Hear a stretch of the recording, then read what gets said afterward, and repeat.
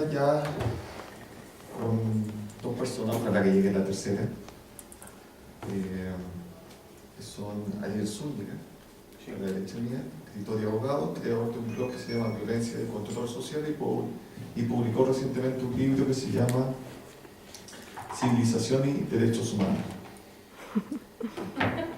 El libro.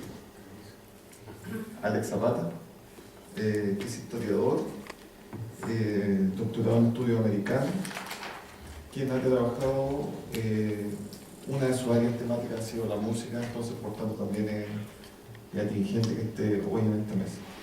Y debería faltar, o falta en realidad, una tercera persona, que es el bajista del grupo, que salía en el documental. Esperemos que le alcance a llegar y que también nos pueda hacer alguna impresión sobre lo que a él le parece, no solamente el documental, sino de todo lo que presenta. Entonces, Ariel, ¿serías tú? Cedo mi palabra. ¿Sí? Bueno, entonces, Alex. Bueno, primero agradecer a la municipalidad por permitirme charlar, digamos, de una de mis pasiones, que es la música, uno de mis objetos de estudio, y también agradecer al Instituto de Estudio Avanzado de USACH, que, bueno, ellos me enviaron acá, digamos, soy una especie de representante, porque justamente como dije, uno de mis objetos de estudio es la música popular, y dentro de la música popular el rock. A ver, los académicos anglos han desarrollado un concepto que se llama el scholar fans, que sería como la traducción al castellano, sería como un académico fanático, una cosa así, o fans, digamos. Y ese concepto pretende describir, digamos, este tipo de sujetos, digamos, que él hace estudios utilizando metodología de ciencias sociales, humanidades, digamos, estudios culturales, de una de sus pasiones, en este caso que es la música popular, digamos. Y yo me sitúo desde esa perspectiva, de hecho. O sea, soy historiador, me dedico a los estudios culturales, pero también soy fanático del rock, digamos, y Fiscales fue una de mis bandas favoritas de cuando estaba chico, digamos. Entonces, para mí, esta es una oportunidad, digamos, emocionante, digamos. Y es algo importante de rescatar, ya que estamos en la semana de la memoria, o sea, en el mes de la memoria o el año de la memoria, digamos. El rescatar, digamos, esta suerte de memoria soterrada que hay de este segmento de jóvenes, que si bien fue un segmento bien pequeño, digamos,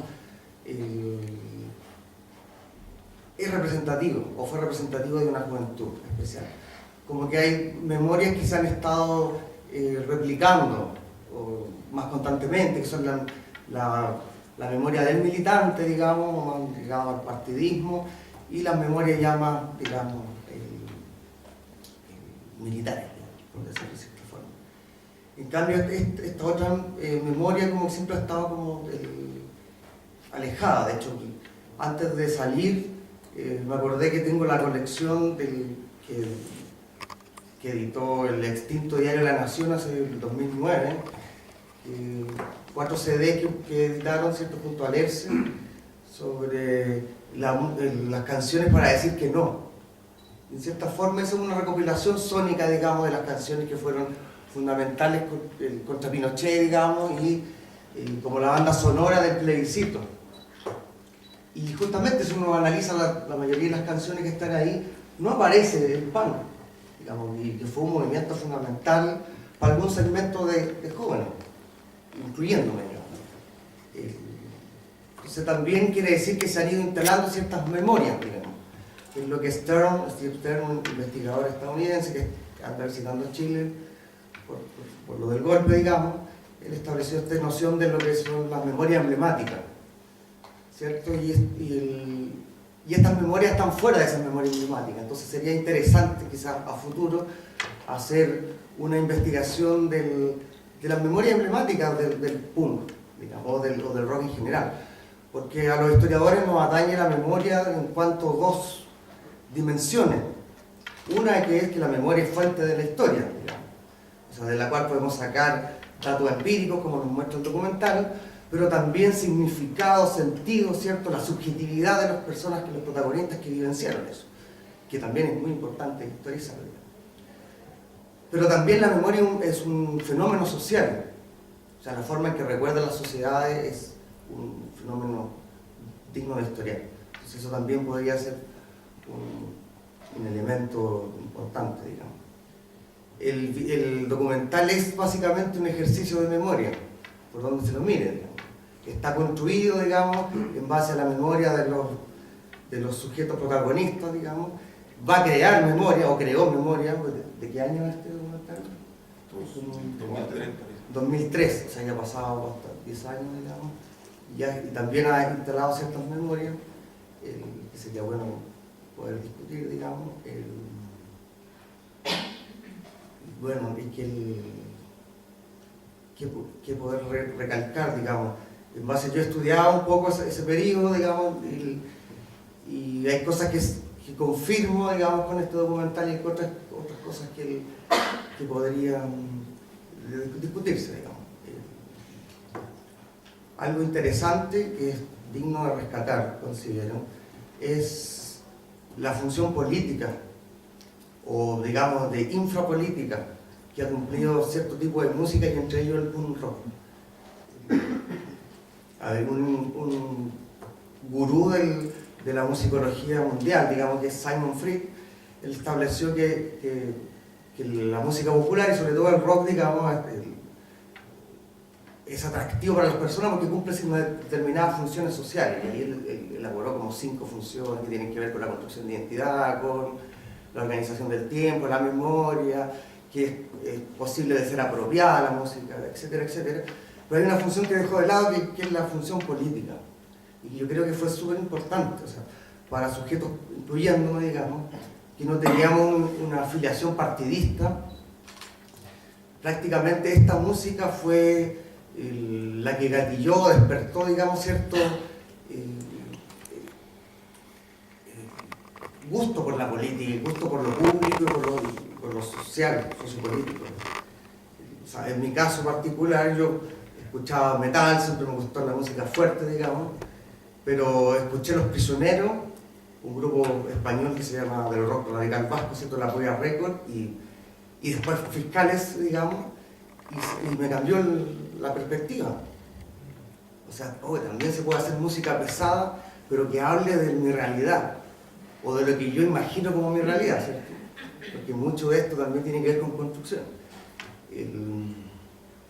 Y eso fue un aspecto fundamental. O sea, no solo la política se genera en estos espacios de los partidos políticos, sino que también en estos microespacios culturales, digamos. Y eso para mí fue fundamental. Bueno, eso puedo decir por mientras. Espero debatir un poco más. Traje un torpedo re largo, pero no es mi idea. Por deformidad profesional, yo soy docente también, no me interesa leer ahora, me gustaría compartir, digamos. Otro elemento que también considero que es importante, digamos, que generalmente se desliga, digamos, y los mismos rockeros como que les cuesta asumirlo, que es la importancia del look y de la estética. No sé si se dieron cuenta, ¿cierto? Ellos reconocen que lo que los unió, digamos, porque lo que los atrajo, digamos, fue cómo se vestían, digamos. Y eso habla un poco de las características de la subcultura, donde la estética es fundamental, incluyendo incluso la resistencia, a mi juicio, porque son resistencias, por llamarlo de alguna manera, imaginadas, o sea, son resistencias simbólicas. O sea, como ellos mismos bien dijeron, ¿cierto? En vez de salir a pelear a los carabineros, digamos, vomitamos nuestro odio, digamos, a través de nuestra música. Entonces, bueno, esos elementos característicos también de las subculturas es interesante de analizar. Bueno, por mi parte eso, por el momento. Gracias. Estuve bastante tiempo buscando excusas para... ¿Se escucha por el micrófono? Sí. Buscando excusas para entender o justificar qué hacía yo en esta instancia. Y viendo el documental, en un principio un tanto atosigado, porque así como Álvaro España hablaba de este cuico insoportable que vivía al frente, y que le sirvió a ellos para grabar el disco, y al cuico insoportable para justificarse, y sentirse tranquilo con los punkis que vivían al frente. Yo decía, ¿qué hago yo en la comuna de Providencia si la última vez que estuve hablando en Providencia me sacaron con carabineros del Hotel Sheraton? Me acordaba del año 1997 en una exposición de un disque escritor estadounidense, pero que es exdirector de la CIA. Quizás ustedes se acuerdan de algo así que se llama El libro de las virtudes, y estaba todo el pleno del facherío chileno en el Hotel Sheraton, y yo invitado por mi calidad de estudiante de la Diego Portales, de Derecho y miembro de la Sociedad de Debate. Eso significó que me amenazaron con expulsarme de la universidad, que Carlos Peña intercediera a mi favor, que no se publicara una crónica, una serie de cosas, bueno, y la imagen de Cristian Lavé puteándome, porque en realidad no hay otra manera de decirlo, en el Hotel Sheraton, y los funcionarios del Sheraton, los funcionarios, los trabajadores, sacándome por un rincón y pidiéndome un taxi mientras llegaba Carabineros. Maravilloso. Entonces, ¿qué cosa más disonante? Yo digo, empiezo a bajar porque jamás había entrado acá. La verdad que me generaba un poco de escozor. Todos me decían, no, pero si la Municipalidad de Providencia tiene muy buen internet. Yo les decía, pero el instructor de Tejas Verdes, el que enseñó a torturar en este país, es el alcalde. Yo no voy a pasar Plaza Italia, como suelo decir, por el apunamiento, sino que no lo voy a pasar porque no solamente se permite tener a un asesino como Cristian Lavé en el municipio, y gran parte de esta comuna va a seguir votando por él, porque si se postula va a seguir collereando. Ahora, travestido de académico en la Universidad Finisterre, que fue también otro grupo de asesinos que constituyó la Universidad Finisterre. Y viendo los fiscales me di cuenta en la trampa que me habían metido, porque al final lo mío no es la literatura. Estos no son cuentos para niñas. Cuando Álvaro España dice o tomábamos una metralleta o tomábamos un micrófono, bueno, yo también estaba en ese grupo. Y yo o tomaba una metralleta o estudiaba Derecho, o tomaba una metralleta y escribía y sublimaba este odio. Y quería que ojalá existiera cierta calma antes de hablar, porque el documental me llegó muy profundamente. Me llegó profundamente, contaba esta historia del cuico que vivía al frente, porque en un principio el documental lo que mostraba era un montón de cuicos que no tenían nada que ver en ese documental, pero obviamente son personas que deben haber gestionado el Fondac, son personas que tienen que haber pasado plata para la cuestión, son los que prestaron el equipo de sonido, postproducción, como suelen ser las cosas en este país. Yo me identifico más con Álvaro España y con su consecuencia, y hacer las cosas como se puedan y no depender de nadie. Y en esta semana, las semanas de la memoria, lamentablemente en este país, como mucho, se habla tanto de la memoria, pero a veces el lenguaje es más lo que omitimos que lo que se dice. Las semanas de la memoria se transforman en semanas del olvido. Son rituales de olvido, a través de la ocultación. Saturamos con luz algo para que nuestra mente se focalice y olvidemos lo demás. Olvidamos siempre lo importante, y me di cuenta, ¿para qué me habían invitado? Me invitaron a mí porque yo me dedico al punk, y lo mío es el punk. Pero en mi programa de radio, en mi literatura, y lo mío es el punk. Lo mío es acordarme de esas cosas que a los demás se olvidan. Más que se olvidan, generan todo un sistema industrial de distracción para que uno se olvide, para que uno no las tome presentes, no las tenga en cuenta en el momento correcto. Para empezar, los que hicieron el documental, porque no creo que hayan sido ellos, se les olvidó mencionar por qué se llaman fiscales ad hoc, qué causó al olvido. ¿Se acuerdan del señor fiscal Torres Silva, el fiscal ad hoc? En ese tiempo le llamaban, recuerdo muy bien, el Steven Spielberg, que estaba a cargo de los montajes, el señor fiscal Torres Silva. Y claro, cuando uno se acuerda de los fiscales ad hoc, ¿cómo no olvidarse que, yo lo dije, lo apunté con el dedo, le dije, bueno, Alejandro Peña, o más conocido por nosotros como Jalandro Peña, iba a tener que andar caminando en unos meses más, instalarse con una oficinita por ahí por huérfanos, con bandera, y caminar al Palacio de los Tribunales que está a la vuelta, o a los civiles que están en Agustinas con huérfanos, como cualquier ciudadano, después de haber hecho ¿qué? Después de haber tratado de emular al fiscal Torres Silva, montar el caso Bomba, montar el caso Saif Khan. Funestos personajes. ¿Y por qué razón aparece Alejandro Jalandro Peña? Porque se nos había olvidado el fiscal Torres Silva. Y si usted mira atentamente y va a los tribunales, algún día también se va a encontrar con el fiscal Torres, que sigue ejerciendo de abogado. Y con una tranquilidad que da pavor. Uno dice, ¿en qué país decente esos sujetos pueden caminar libremente y sin necesitar guardaespaldas? ¿Cómo un país se permite que sujetos de esa calaña caminen sin guardaespaldas? Que ni siquiera sientan que les puede pasar algo. Eso yo creo que es necesario mencionar cuando estamos hablando de esto que es punk. Esto es punk. Esto es punk. Y esto es bonito, porque en realidad el rock se supone, el punk viene a ser el rock mismo. Es decir, cuando tú hablas de cómo llega a escuchar a los fiscales, es porque es la honestidad finalmente lo que es el rock, y lo demás que lo que es. Lo demás son canciones para señoritas, canciones para colegios de señoritas, canciones para mentirse, canciones para entretener, como dijo muy bien, ocupando una palabra ochentera, uno de los protagonistas de este documental, canciones taquilleras, para el taquilleo, pero ahí no hay alma. Y otro olvido, otra cosa que se les pasó, no mencionaron ni por si acaso la canción Eugenia de los fiscales. Y la canción Eugenia está relacionada con la matanza de Apoquindo, cuando en plena democracia acribillaron a unos asaltantes del Lautaro y les importó un bledo que existieran personas que no eran lautaristas dentro de ese bus, la famosa matanza de Apoquindo. Y los fiscales han estado ahí al lado de nosotros porque los asesinos que apuntaban ellos con sus letras en el 87 nos siguen gobernando.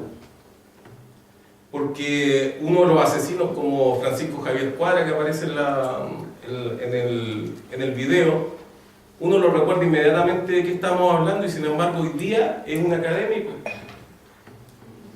Igual que Cristian Lavé, que era el que instruía en Tejas Verdes. Ese tipo de cosas son las que no podemos dejar pasar. Y por lo mismo, este tipo de mensajes a nosotros nos tienen que interpelar de ese modo, de que tenemos que entender que así como la música, o más bien la música como la parte de la expresión, la música que es arte, no la música que es entretenimiento.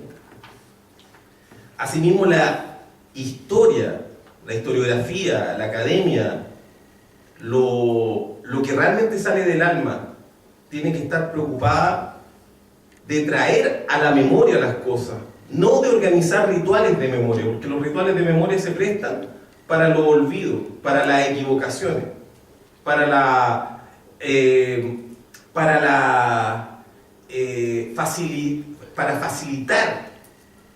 facilitar el trabajo a estos asesinos para que se sigan lavando las manos delante de nosotros. Porque esta última semana ha sido la semana del perdón. La semana del perdón, y ayer incluso ha llegado a tal extremo algo que Cristiano, lo dijo muy bien, Cristiano, que fue el que ilustró el video Eugenia justamente de los fiscales, le dijo: la tortura entretenida. Ha sido la semana de la tortura entretenida, la espectacularización del sufrimiento, pero no de ir con antorcha a buscar a cada uno de estos asesinos y hacerles entender que no van a tener paz, sino que simplemente estas cosas pasaron. Y parece como que nos estuvieran de nuevo colocando la pistola encima de la mesa para conversar con nosotros. No, esto fue una ruptura institucional porque ustedes se portaron mal y bueno, tuvimos que actuar. Casi en el discurso del hombre golpeador con su mujer. No, es que te portaste mal, tuve que tratarte de ese modo, es que tuve que golpearte porque no me dejaste otra opción. Esa es básicamente la trastienda de esta semana de la memoria. Y como les decimos, el pase mágico, el redoble de tambores para que aparezca el asesino travestido de, vengo a pedirles perdón a todos ustedes. Claro, quien inauguró todo fue Cheire para decir, ya, perdón, y me salvé, se acabó esto. Y yo no torturé ni maté a nadie cuando estaba en el regimiento en La Serena. Y fue capaz de decir en televisión abierta, en una de las primeras jornadas de la tortura entretenida, a un niño que le habían dinamitado los padres delante de él, no, pero es que a ti te engañaron, a mí también me habían engañado. Esas son las cosas que el punk, el verdadero punk, no deja pasar. Y por eso sé más que existe música docta y cosas más maravillosas, hay literatura un poquito más precisa que la que hago yo. Hay programas radiales un poquito más entretenidos de los que hago yo.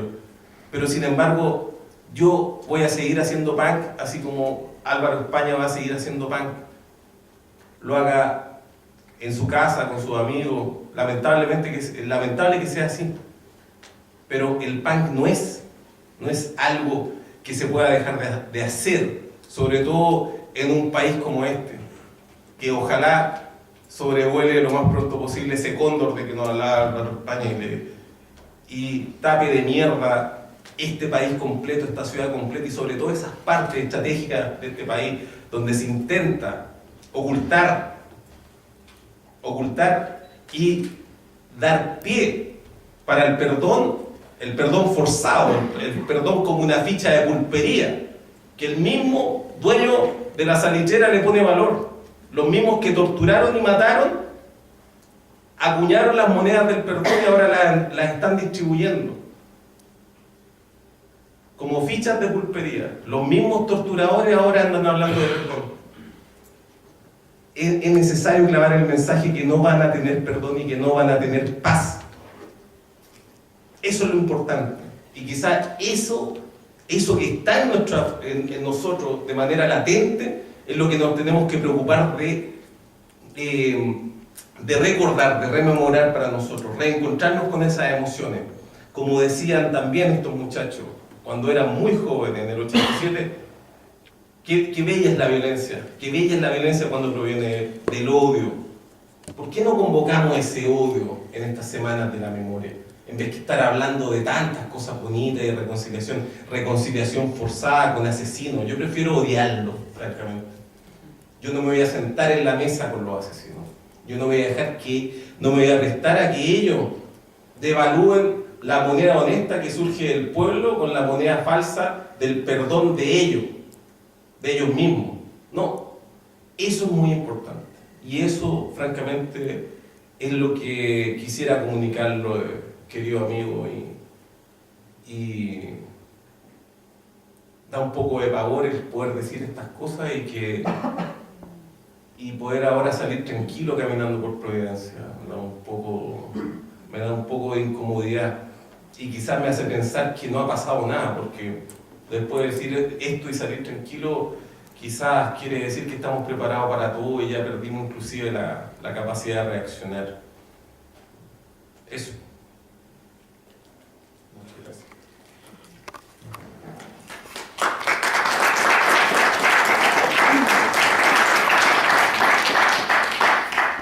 Ahora, la idea sería que si ustedes tienen alguna pregunta a las personas que han hablado, lo puedan hacer, agrupamos 3, 4 preguntas, responden y hacemos una segunda ronda. Sí, ya lo he hecho en la semana, pero lo vuelvo a repetir.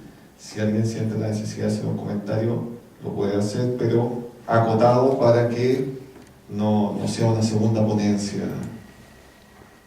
¿Alguien tiene una pregunta?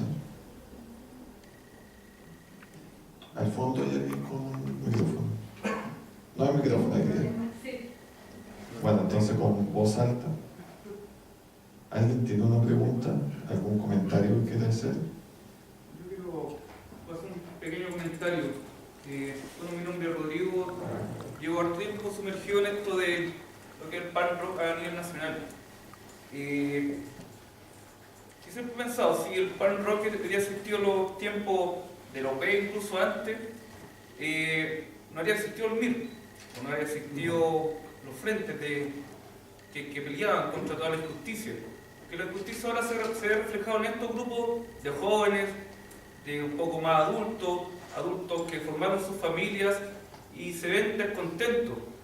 Porque uno conversa con sus padres y para nosotros son 40 años de dictadura, no son 40 años del golpe. Porque para nosotros no ha cambiado nada. Para gente que sigue el movimiento, porque es más que una música. Siempre he dicho, el PAN puede identificarse con unos grupos, pero más que una música. Es casi un movimiento subterráneo, y es de descontento, y es de frustración, y es de injusticia, y que uno lo ve generalmente todos los días. Hoy día hablaba con unos amigos, decía, fiscales para tocar en Providencia.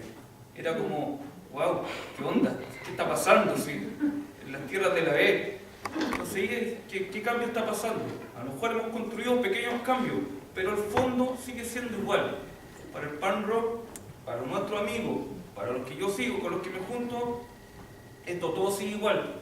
Sigue con la misma injusticia, nunca hubo justicia, nos vendieron un cuento, algunos compramos, otros siguen sumergidos en este cuento que nunca fue, y seguimos igual. Nunca ha cambiado nada, nunca había un juicio, nunca hubo un culpable. Siempre estuvo la misma mierda con diferentes olores.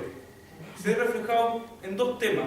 Si alguna vez quieren escuchar las geografías fiscales, uno que se llama El Circo, que refleja cómo vamos cambiando de gobierno, pero como son los mismos payasos, solo que cambia el circo nomás. Y otro tema que se lo puedo recomendar, que hablaba, dice cuando muera Pinochet, y ellos lo dejaron de tocar cuando exactamente murió Pinochet. Pero ellos lo tocaron cuando sí existía Pinochet, y donde eran censurados y eran perseguidos, porque este movimiento también ha sido perseguido, y hasta el día de hoy se cierran locales, por la facha nos apartan, nos ven como seres extraños. ¿Qué era la gente que le pasaba en esos tiempos? Supuestamente estamos en democracia. Son dos cosas que uno va viendo y va haciendo la analogía de que no ha cambiado nada. En realidad, para la gente que escucha o se identifica con este movimiento, es una gente subterránea, que ve poco espacio, que no se le abren las oportunidades y que sigue con ese amargor de injusticia hasta el día de hoy. Eso es mi aporte, estimado. Gracias. ¿Alguien tiene una pregunta? Sí, yo tengo una pregunta. En realidad no sé cómo... Ahora sí el micrófono. Ahora sí el micrófono. Ah,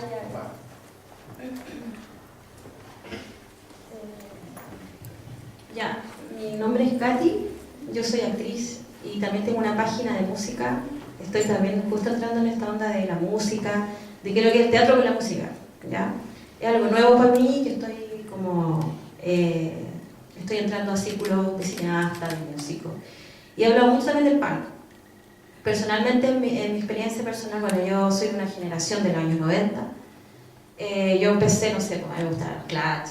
Digamos que no tengo como esa experiencia de haber vivido con los fiscales o los prisioneros, porque estaba muy chica en ese tiempo. Pero para mí el punk igual significa una rebelión chilena, por ejemplo, o una expresión de lo que ustedes decían, de la rabia y el odio que uno tiene a veces por la injusticia que pasan en el país, digamos, lo que uno vive. Y entiendo perfectamente lo que ustedes quisieron como transmitir, porque yo creo que, a ver, la gente dice, bueno, la rabia y el odio, pero en el fondo yo creo que ese es como la fuerza, digamos, que se tiene, sobre todo cuando usted en esa época vivía en una época con represión. Era como la fuerza, digamos, que expresaba lo que estaba pasando realmente en el país. Entonces, yo tengo una duda, a ver, aparte, cuando tú decías de las canciones del no, el por qué el país, en ese tiempo, cuando nosotros supuestamente ya perdió Pinochet, ganó el no, ¿qué pasó ahí? ¿Qué ocurrió? ¿Por qué no hubo como esa valoración hacia esa música? Por último, los prisioneros, por último, que eran un poquito más comerciales, digamos, eran como más famosos. No, los prisioneros sí se valoró, está en ese disco al menos que yo sí. Sí, pero yo me refiero, por ejemplo, a los comerciales del no. Nunca se valoró nada de la música chilena, o sea, yo recuerdo eso, tenía como 15 años. Se puede tener múltiples... La verdad es que es una pregunta un poquito subjetiva, pero es como... Sí, está bien, sí, todo sí, todo sí. ¿Cuál es tu opinión, digamos, de lo que puede pasó pasar? ahí? Porque las personas que toman decisiones vienen de determinados o representan a determinados grupos, que es como pasa a toda la No, vida. no, por supuesto, pasa eso. Y esos grupos, claro, son más cercanos a ciertas tendencias. Yo creo, a ver, el punk era mal visto por los militantes también de izquierda. Sí, O sea, eran como estos loquitos que no tienen proyectos, ¿cierto? tema de imagen. ¿No? Claro, botan su frustración, son incoherentes, digamos. Entonces siempre hubo una subvaloración. Y además que el punk rock desde el nacimiento, digamos, ha tenido la actitud de negarse a hacer arte. Sí. Y de hecho eso es parte de su estética, digamos. No creerse el cuento, ¿cierto? No creer que lo que yo estoy haciendo es muy trascendente. El mismo Víbora decía ahí en el documental, o sea, si una maldita banda de punk rock nomás. O sea, no le demos tanta importancia, no a tomarse mucho en serio, digamos. Claro, eso es bien irónico también. Pero los prisioneros también tenían esa actitud, digamos, con lo que era el canto nuevo, con lo que fue el canto nuevo, ¿cierto? Que trataban de buscar armonías lindas, metáforas, poesía, digamos. Y acá se pretendía justamente otra cosa, un grito más de la calle, más directo, sin metáforas, no algo lindo, sino que quería demostrar lo feo que era la vida, digamos. Exacto. Entonces creo que también ahí hay un componente que se ha subvalorado esta música. De hecho, para muchos no es música, es bulla eso. Si encuestáramos, no sé, a un porcentaje importante de la población, nos diría que es bulla, que eso no es música, no tiene calidad, digamos. Y eso no entender, digamos, la estética misma del punk. Exacto. Que justamente apela a otra cosa. Y lo último, yo creo que igual, bueno, con lo que me dijiste, me quedó súper claro, pero también igual va en lo que es el punk chileno, digamos, porque el punk rock o el punk inglés, también hay una diferencia, digamos, en lo que se hace en Chile. Sí, ¿no? Igual es la actitud, digamos, del punk chileno, porque en el fondo tampoco ellos se abren un poquito más como para decir, oye, ya, vamos y nos representáis como país, ¿cachai? No sé si se entiende. Puede ser también un poco que el punk chileno también se cierra un poco a que uno pueda valorarlos más, digamos, o que son importantes como artistas, que puedan representar, digamos, un estilo artístico. Puede ser también que ellos se cierran un poco. Yo creo que en mi Pues opinión, su yo creo que en los inicios sí, digamos. Tiene un componente muy de gueto, digamos, que todos los estilos como subculturales tienen esa tendencia en un comienzo, digamos. Por esta idea de no contaminarse, digamos, porque siempre ha estado esta idea, a ver, por ejemplo, cuando Lega acá habla del punk, el amigo ya también del punk, es porque ellos hablan del punk que a mí también me gusta, digamos, pero hay distintas construcciones del punk. Para muchos el punk también es una forma de consumo, y ahí nos mostraban en el Eurocentro, ¿cierto? Y consumiendo poleras, chapitas, y el sistema también vende rebeldía. Entonces, siempre los músicos de estos grupos están conscientes de eso, de esa trampilla, por decirlo de alguna manera. Entonces, no cambiar, no ser muy famoso, no ser muy masivo, no ser muy exitoso también, se busca como una especie de cuidado para no contaminar, sino no terminar siendo usado en el fondo. Ser consecuente con la idea de retraso de cómo está la sociedad. Exacto. Sí.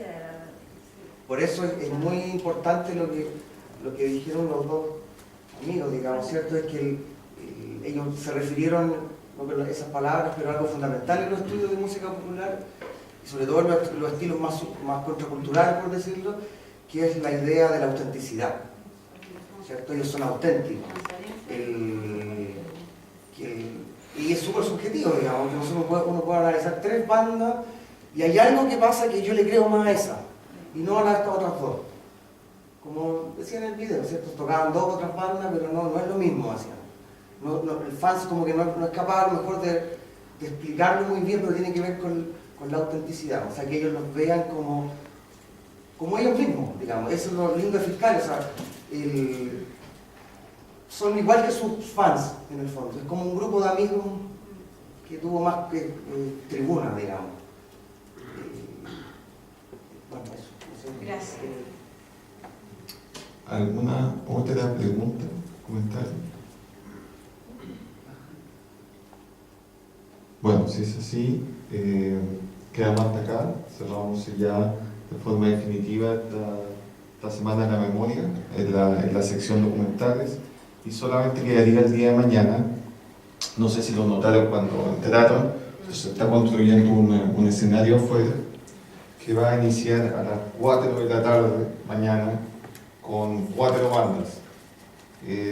Mosquitas Muertas, que es una banda para niños, Paquita Rivera Cuarteto, que es una mezcla entre jazz y con música latinoamericana, Los Peineta, que hacen lo que le llaman jazz huachaca, que es un poco la línea que tipo Django Reinhardt, pero chileno, y finalmente Los Fiscales Ad Hoc, que tocan aproximadamente, según el programa, a las 6:15.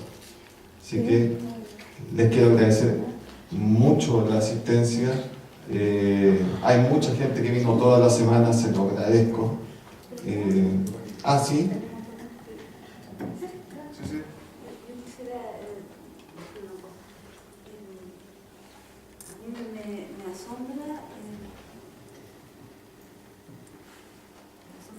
cómo se evidencia acá lo ignorantes que somos lo ignorantes que somos todos, ignorantes. Me gustaría a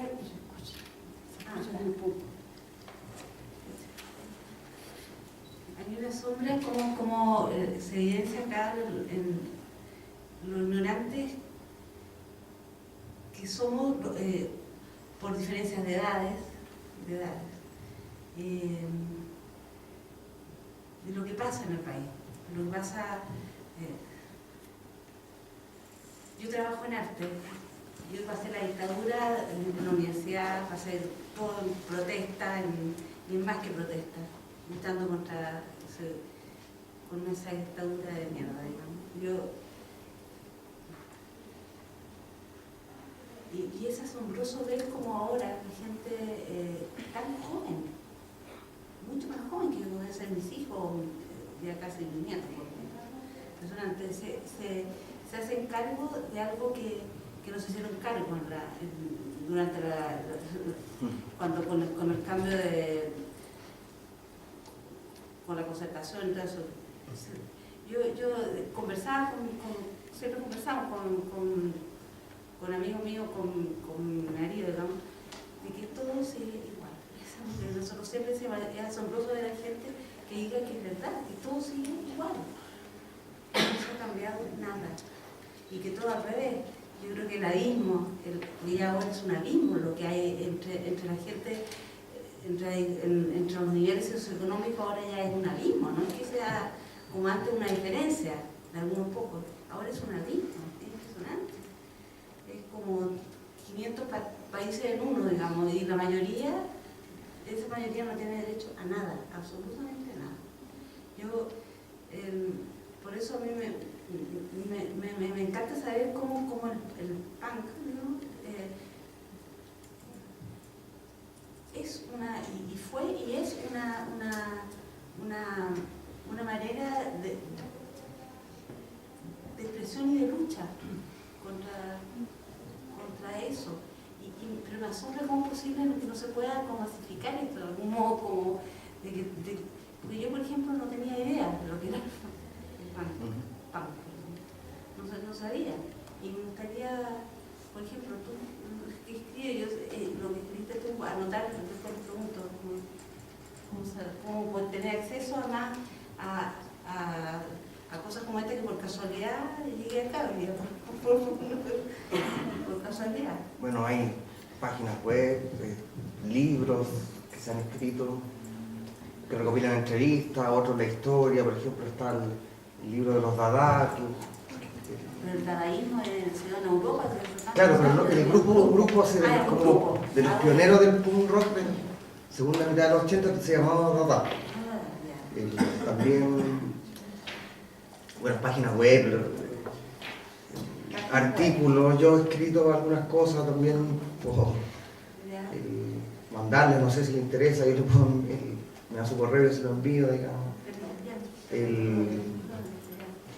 Yo creo igual que, sí, con su diagnóstico igual comparto mucho, digamos, o sea, yo creo que ha cambiado muy poco, Ah, cambió bastante. muy poco. Yo quería decir que en la noche del no todos esperamos el fraude, ¿no es cierto? Y en mi caso personal yo me desilusioné mucho del no, porque sentía que había algo phony, ¿no? Algo ahí que no era. Y bueno, aquí está el resultado, ¿no es cierto? Hoy día un 60% de las personas no entienden lo que leen, y por ahí se infiltró la cosa. Me parece grave, gravísimo. Sí, pero la comprensión de lectura es una y también la comprensión de escucha. Y creo Escucha que la imagen. el rol del artista es justamente tender ese puente que habría con ese silencio. Cuando uno escucha los audios de los años 70 se da cuenta que hasta el más humilde poblador hablaba de corrido, y quizás porque nadie estaba tratando de operar una autocensura en línea con lo que estaba tratando de hablar. Nadie estaba tratando de silenciar su opinión, entonces la expresaba, no solamente en la batalla de Chile, hasta cuando preguntaba Claudio Sánchez, la gente hablaba de corrido. Y creo que por ahí va el tema, es decir, cuando usted bien dice, no nos hicimos cargo. Claro, es que quizás es una herida muy profunda, se trata de una derrota absoluta, y esa derrota absoluta quedan solamente las cenizas, y de repente de las cenizas surge algo, y ese algo no está controlado por aquellos que eran las cenizas. Y por eso son los jóvenes, pero no los jóvenes vistos de la idealización de que los niños, que los jóvenes, ellos van a cambiar las cosas, no necesariamente. Pero sí pasa que la necesidad crea el órgano, y en algún momento ese órgano fue el punk, y en otro momento, como ahora, el órgano es el hip hop, o algún tipo de hip hop. Y se reía mucho mi amigo cuando una vez tuiteaba que el comienzo del fin de los tiempos, como el principio del fin de los tiempos, está asignado en el momento en que los punkies empezaron a bailar cumbia. Y ya cuando los punkies empezaron a bailar cumbia se había perdido todo, se había ido todo al carajo. Y claro, hay muchos que lo que quedan es presos en la forma, así como tantos otros quedaron presos en los 90, cuando, digamos, yo era uno de los tantos que andaba con moicano, y sin embargo había otros que andaban con zampoña y estaban todavía pegados en una estética. Y ellos decían, ya, con esta zampoña sí que yo la estoy haciendo, y pucha que estoy siendo rebelde con esta zampoña. Y cuando vemos lo que es la concertación es francamente, es justamente eso, es decir, nos impuso a los saltimbanquis, a las muñecas gigantes, al batucadismo, al artismo, como les suelo decir yo, un arte bellísimo, alambicado, de gestores culturales que no incomodan a nadie, cuando el arte está ahí en la molestia, está ahí en la independencia, en el no aceptar las reglas que vengan, no necesariamente del capital, sino no es solamente esa lucha anticapitalista, sino que simplemente no aceptar que te interfieran en la expresión, que te provoquen ese silencio, que el artista sea uno de los tantos chilenos que empiezan a ser tartamudos de puro estar tratando de reprimirse al hablar. Y quizás que ese tartamudeo también expresa nuestro tartamudeo, un evento que quizás nunca siquiera se ha mencionado, al escuchar. Entonces las personas escuchan parte de lo que uno dice, o escuchan, acomodan lo que uno dijo. Y el rol del artista es ir un poco más allá y terminar confrontando al auditor hasta que esa persona no pueda decir que no escuchó lo que tú dijiste, que no pueda decir que aquí no hay sangre en el pavimento aún. Eso es el rol del arte. Y claro, ese rol del arte irrenunciable lo van a seguir tomando uno u otro, y lo que hagan podrá ser con o sin chaquetas de cuero, con o sin cumbias, con o sin hip hop. Esas son formas. Lo que importa acá es lo que se está diciendo. Y por eso hay punk y hay punk. Y por eso los tipos querían escuchar o queríamos escuchar a los fiscales y no queríamos escuchar a las cuantas copias que tú vas a encontrar. No, porque esto tiene que ver con el alma expresándose. Ariel, ¿podrías presentar tu libro? Que lo lanzaste hace poco, está la semana pasada. Complicado, porque voy a citar nuevamente a Álvaro España. Todos los insultos los dije con todo el corazón, así que no voy a pedir disculpas de ellos. Este libro, Civilización y Derechos Humanos, es un libro de una teoría sobre una teoría que se estuvo fraguando durante mucho tiempo, urdiendo, quizás desde la derrota personal para mí, que fue el Foro Social Mundial, o los inicios de los Foros Sociales Mundiales al principio del 2000, algo que a mucha gente no le habrá importado mucho, pero para mí fue fundamental al darme cuenta que no teníamos una capacidad de respuesta y de rearmarnos frente a la derrota, que finalmente ese es el tema de este libro. Y por lo tanto hay un esfuerzo obsesivo por construir una teoría para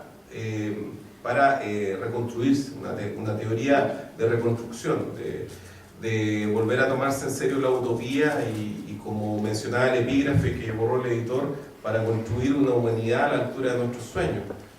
Y ese es básicamente el rol de este libro, Civilización y Derechos Humanos, que si usted quiere leerlo, espero que no solamente esté vinculado al tema monetario, sino que también voy a hacer el esfuerzo de que hayan los suficientes ejemplares en las bibliotecas públicas para que este libro se lea, porque este libro fue escrito en bibliotecas públicas, fue escrito en esa pobreza franciscana del que se toma en serio la vida, del que se toma demasiado en serio la vida, y por lo tanto yo tampoco quiero...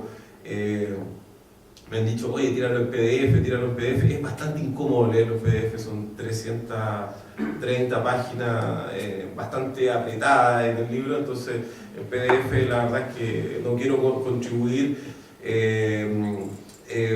a los tantos problemas de salud visual que tiene este país y provocarle ceguera a nadie, así que espero que usted, si tiene la necesidad, busque este libro, que lo puede comprar o lo puede conseguir, prestar, y todo eso, y que circule, que lo lean.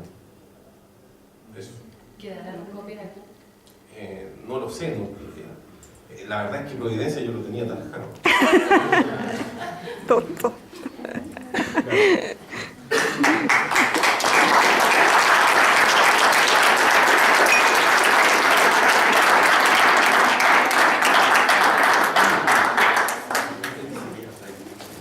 Muchas gracias y nos esperamos el día de mañana.